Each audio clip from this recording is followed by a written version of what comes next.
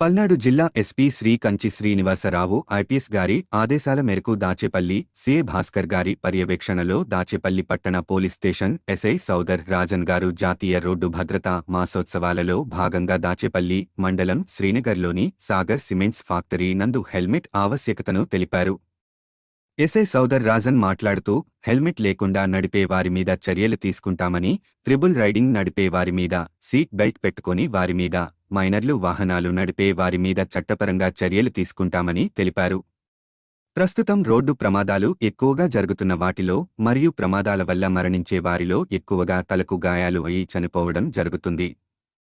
దానిని నివారించాలి అంటే తప్పనిసరిగా హెల్మెట్ ధరించాలని తెలిపారు.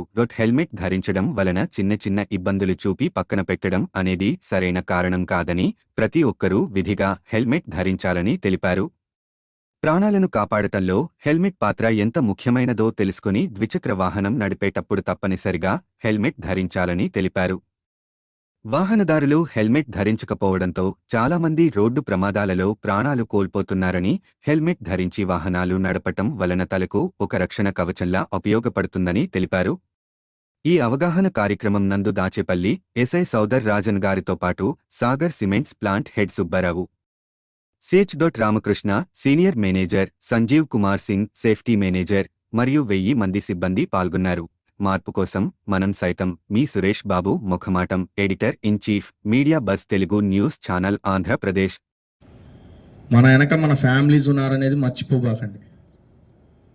చాలామంది నేను గమనించాను. యాక్చువల్గా ఫైన్ మీ కంపెనీ వాళ్ళకు కూడా చాలామందికి ఫైన్ వేశాను మన దాచేపల్లి టౌన్లో. కాబట్టి ప్రతి ఒక్కరూ ఇక్కడి నుంచి లోపలికి వెళ్ళేటప్పుడు ఈ వర్కింగ్ హెల్మెట్, బయటికి వచ్చేటప్పుడు జనరల్ హెల్మెట్ వాడాలి, ఖచ్చితంగా వాడాలి. లేని పక్షాన ఫైన్స్ కూడా ఇంప్లిమెంట్ చేస్తాను. సుప్రీంకోర్టు గైడ్ లైన్స్ కూడా ఉన్నాయి. ఖచ్చితంగా హెల్మెట్ అనేది కంపల్సరీ. మార్పు కోసం మనం సైతం మీ Suresh Babu ముఖమాటం, editor in chief, media buzz Telugu news channel, Andhra Pradesh.